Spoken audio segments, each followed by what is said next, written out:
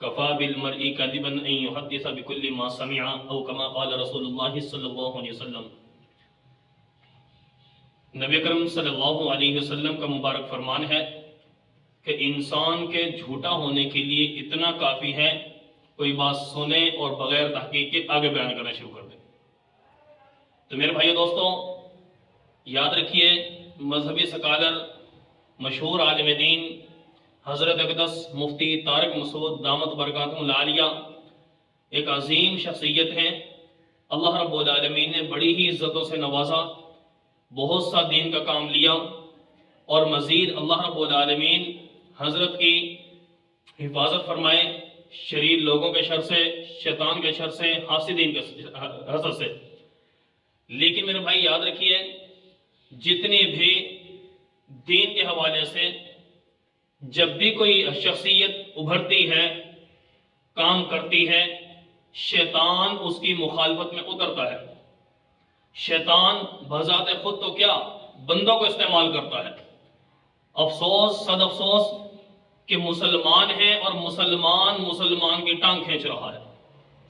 میرے بھائی بلکہ ہونا تو یہ چاہیے کہ مسلمان تجھے اپنے مسلمان بھائی کا سہارا بننا چاہیے، اس کا تعاون کرنا چاہیے، اس کا ساتھ دینا چاہیے، حوصلہ افزائی کرنی چاہیے، نہ کہ حوصلہ شکنی، اس کا دست و بازو بننا چاہیے، نہ کہ اس کی ٹانگیں کھینچنا پیچھے کو۔ لیکن میرے بھائی افسوس، صد افسوس کہ آج مسلمان بھی شیطان کا شکار ہوتا جا رہا ہے۔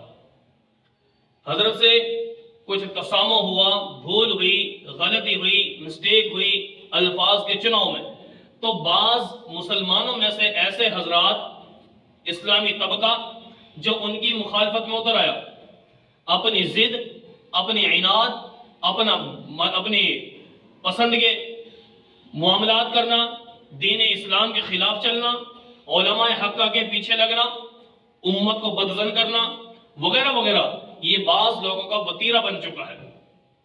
اب طرح طرح سے شیطان ان کو استعمال کر رہا ہے، آئے دن نئے نئے انداز کے اندر وہ سامنے آ رہے ہیں۔ ابھی گزشتہ دنوں میں اللہ تعالیٰ سے دعا ہے کہ اللہ تعالیٰ تمام علماء حقہ کی حفاظت فرمائے۔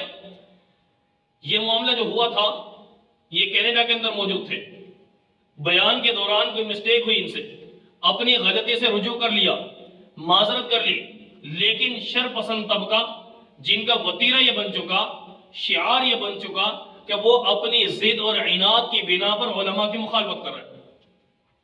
اسی کے بل بوتے پر میرے مسلمان اب امت کو بدظن کرنا، امت میں تشویش پھیلانا، امت کو توڑنے میں لگے رہنا، اس طرح طرح کے انسان کے ساتھ شیطان یہ نئے نئے انداز میں وار کر رہا ہے۔ اب ایسے ہی فضول قسم کی ایک بات مفتی طارق مسعود صاحب کی طرف منسوب کی جا رہی ہے، کیا کہ گزشتہ دنوں میں بھی چند دن پہلے کہ مفتی طارق مسعود دامت برکاتہم العالیہ ان کی گاڑی پر حملہ ہوا، نامعلوم افراد نے فائرنگ کی، جس کی بدولت ان کے ڈرائیور شہید ہو گئے اور مفتی صاحب بھی شدید زخمی ہیں۔